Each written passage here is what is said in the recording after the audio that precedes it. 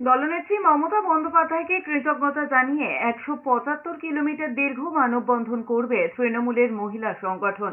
শনিবার তৃণমূল ভবনে অর্থ প্রতিমন্ত্রী তথা মহিলা সভানেত্রী চন্দ্রিমা ভট্টাচার্য বৈঠক করেছেন মহিলা তৃণমূলের জেলা নেতৃত্বের সঙ্গে। সেখানেই ঠিক হয়েছে ৩০শে সেপ্টেম্বর রাজ্য জুড়ে ১৭৫ কিলোমিটার মানববন্ধন করা হবে। তৃণমূলের ৩৫টি সাংগঠনিক জেলাকে এই মানববন্ধন কর্মসূচি পালন করতে নির্দেশ দেওয়া হয়েছে।